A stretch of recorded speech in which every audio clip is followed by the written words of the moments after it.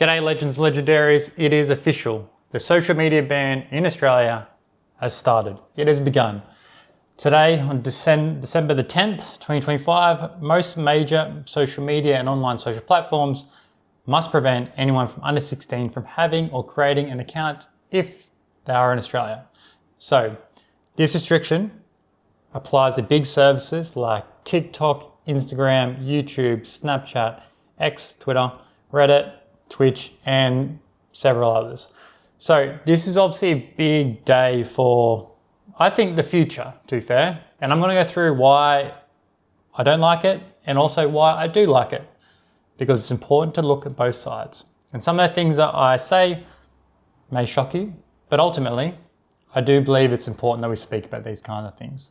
So some of the main things that I'm learning from teenagers when I'm asking them about the bans, to be fair, most of them aren't that bothered. Like, it isn't like the biggest thing, because I feel like there's probably an essence of like, if I really want this, I'm going to find a way to get back in and start using Snapchat and stuff again. I found the biggest thing actually was that a lot of teenagers that I have been chatting to aren't too fussed about things like TikTok and Instagram. There's a general consensus that they know that they get stuck in this vortex of just scrolling and doom scrolling constantly, and it kind of like takes out obviously so much of their day. The thing which they're annoyed about is Snapchat. Snapchat's the one which they're most frustrated about, because most of them use it as like a conversational tool. It's easy to send a quick photo, a quick message through Snapchat, which tends to be the easiest way to communicate with each other. So in terms of that, I don't think they're as annoyed as what it could be. I honestly think more adults are annoyed about this than kids, mostly from like a freedoms kind of perspective and like an online storage kind of perspective. So I can understand that. Like, it's important that no matter what age, you have particular freedoms to do different things, like, whether it's gathering information, starting business, just being able to connect with people around the world. Like, I can totally understand how it's very relevant they have this freedom to be able to do this. Then saying that, there are so many ways they can actually do it. So I don't think it's like as dire as what a lot of people are making it out to be. One thing I will say though is that there's probably going to be a slight change just in the way the teenagers operate. I know for a lot of them, they're going to have that instant bored feeling, like, oh my God, like, what do I do in my life where I can't be on my phone? We'll find a way.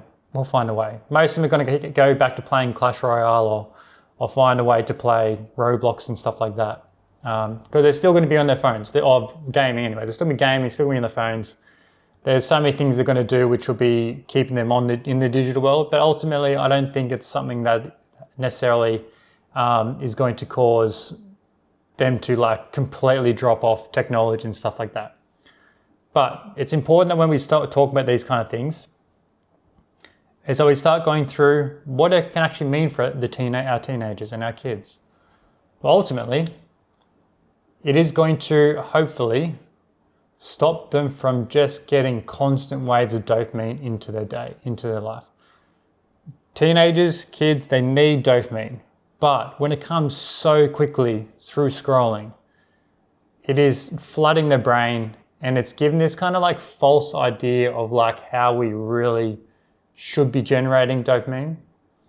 Because dopamine can come from many things. It can come from reading a book, exercise, hanging out with friends, a great hug from your mum and your dad. There's so many different things which can kind of give us dopamine.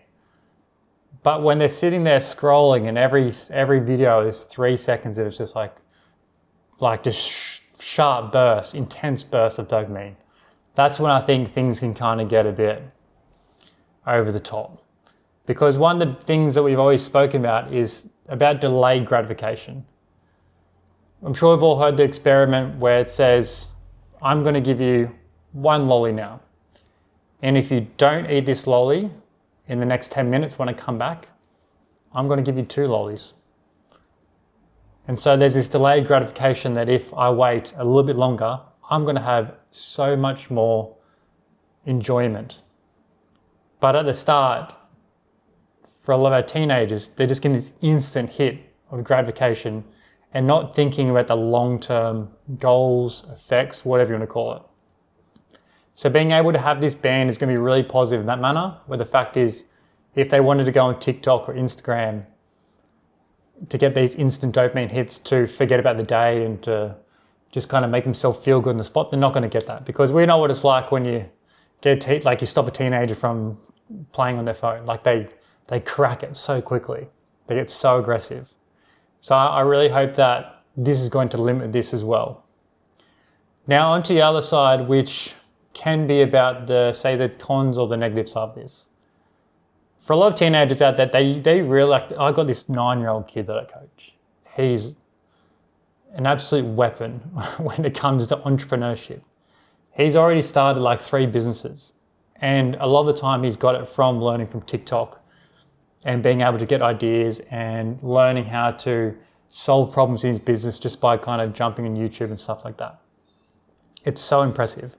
And it's like it really shows that there's kids out there who can really use social media for the absolute benefit of achieving like a large goal rather than just trying to get that instant gratification.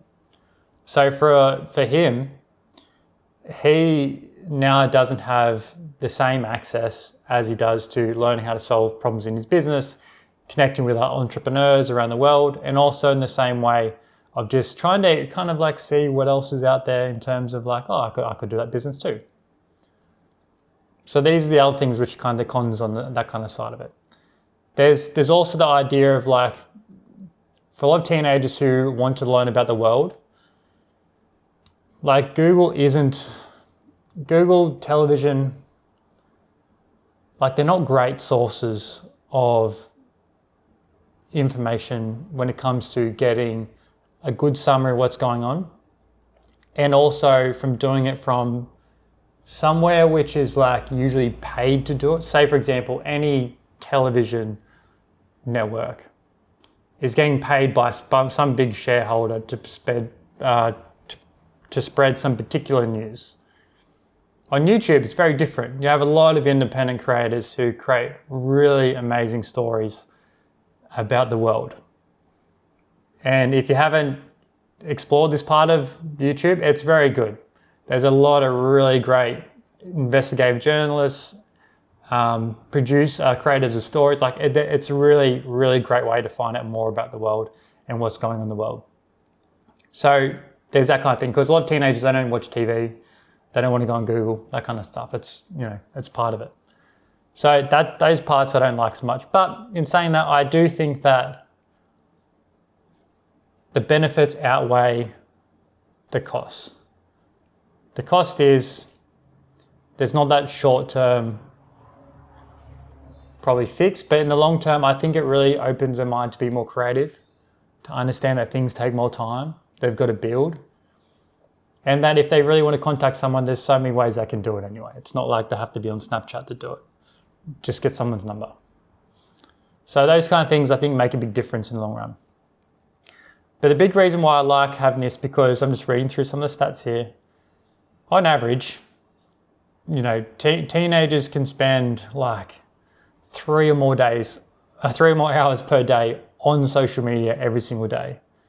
So what that means over a whole year is like, 21 hours a week, 1,100 hours per year, roughly. That's a lot of time to be doing something else. Like whether that's just like hanging out with friends or learning something like actually kind of beneficial rather than just scrolling and looking at, funny dog videos and stuff like that, which I know I'll get caught up watching all the time. But it's a big thing getting all this time back, because they can really dedicate to studies. I don't know how many times I hear from teenagers every day, I ain't got time to study. I ain't got time to this. I'm like, yeah, I'm sure it feels like that. but you're, just probably a little bit inexperienced as to what time management looks like. So there's all these things which I think can get a lot of teenagers back into swing of things and really get them building some strong habits. Understanding like, what do I really want to get out of my life? Like, I've got all this time now. I've got so many things I want to do. Like, I do want to get in the gym. I do want to lift. I do want to run. I want to learn how to skateboard. I want to learn how to play guitar. There's so many skills, things they can learn which I think will do them really, really good. So I think some of the biggest things out there is making sure that during this time, we recognize that, you know, they're going to be bored, and boredom is a good thing. Boredom is so good for us. It really gets us to think outside the box, gets us to understand more about ourselves, it gets us to learn how to deal with discomfort and how we can move through discomfort. These things are all so important. So some of the potential challenges and risks that I've kind of put down here is that although the law kind of dictates that these online platforms have to make sure that they're checking IDs and making sure that, you know, they're not fake and stuff like that, there are a lot of ways to kind of bypass these restrictions. You can find a way to use fake ages. You can use VPNs, which put you in a completely different country. Or you can migrate to lesser known apps that aren't covered by the ban. They may pop up, but I'm sure they'll kind of get shut down as time goes on. But it's good to kind of know about these things. The issue is, I think a lot of the time, I'm not sure if you guys have heard about Discord, but Discord is like an online messaging service, which to be fair can be really useful for good, but it can also be one of those ones that's a little bit dodgy. So I'd say that's probably the biggest risk right now, is trying to, you know, stay up to date with the other apps as well, which aren't on the ban list, some of these online chat ones. But overall, I think, you know, the main ones are going to be banned, and then you can kind of, you know, figure it out from there. But I think it's so important that during this time we really encourage our teens and kids to be able to get out there and hang out with your mates. I saw like 50 kids on a ride out just 10 minutes ago. Before I started this, there was like 50 kids on a ride out on their bikes, cruising around the town. Which, you know, power to them, you know, getting out already and having a go. So, yeah, I love to see it. But what I want you guys to know is make sure that, you know, I think honestly this is going to be a great way, a great test for the world to see where this can lead us. Is this the future that we're looking for in terms of making sure that our teens have the right brain development and the right future built for them? And I honestly think that it will be a positive thing. We never know what the result's going to be though until the results happen. So that's all I've got time for today. Make sure you message in, email in any questions you may have, and let's get to it, eh? Until next time.